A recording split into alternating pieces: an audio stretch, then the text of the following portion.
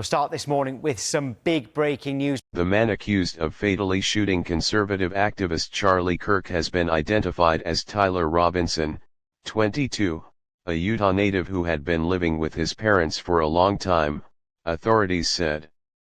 Mr. Robinson was taken into custody on September 12 after a family member recognized him in surveillance images, a development investigators described as pivotal in ending a nationwide manhunt.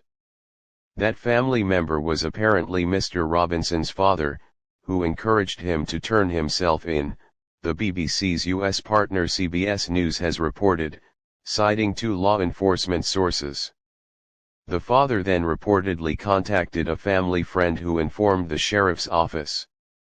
At a press briefing on Friday announcing the arrest, FBI officials declined to discuss Mr. Robinson's background, political leanings, or possible motive, saying the investigation was ongoing. "We are confident we have the right individual in custody," an FBI spokesperson said, "but we are still working to establish the full picture of who he is and why he acted." Utah Governor Spencer Cox said a family member interviewed by investigators stated that Mr. Robinson had become more political in recent years. The relative also said that during a dinner conversation before the attack, Mr. Robinson had stated Kirk was full of hate and spreading hate and mentioned Kirk's upcoming event at Utah Valley University, according to Cox.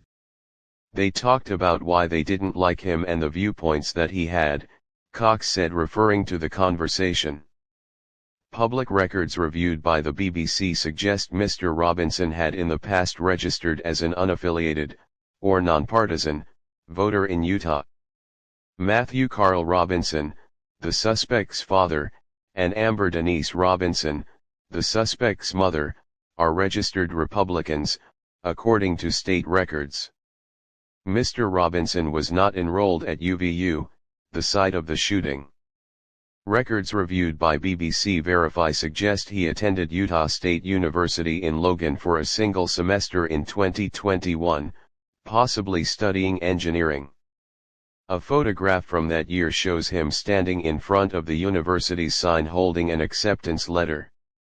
Investigators say Mr. Robinson was steeped in online culture, pointing to inscriptions on shell casings linked to the case.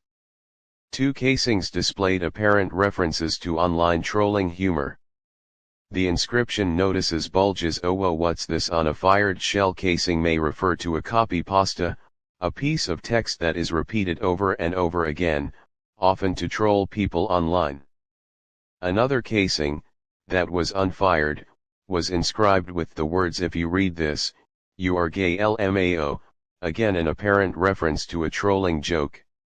Meanwhile, other casings could be interpreted as sympathetic to Antifa, or the anti-fascist movement, a loose collection of far-left activists who have been active in the U.S. over the last decade and often demonstrate against Trump policies and far-right groups.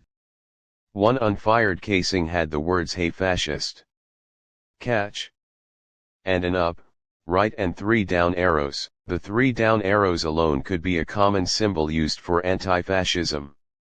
As a whole, the arrows could reference a sequence of control inputs in a video game, although this remains unclear, and authorities have not yet released images of the casings.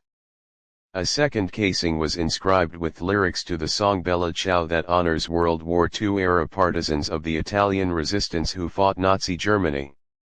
Authorities said Mr. Robinson also appeared to have been active on Discord, the social media platform primarily used by gamers, but now also popular with other communities. His roommate reportedly showed investigators a series of messages on Discord from a contact named Tyler referencing a rifle drop point and instructions about retrieving and hiding the weapon. For now, Mr. Robinson remains in custody as prosecutors prepare formal charges. The investigation into his background, motives, and potential affiliations continues in what officials are calling one of the most significant political killings in recent U.S. history. There is currently no verified information that Charlie Kirk, the American political activist and commentator, has been killed.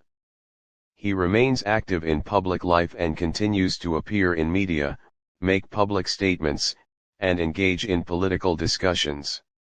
Sometimes misinformation or rumors circulate online, especially involving public figures, and these can spread quickly without evidence.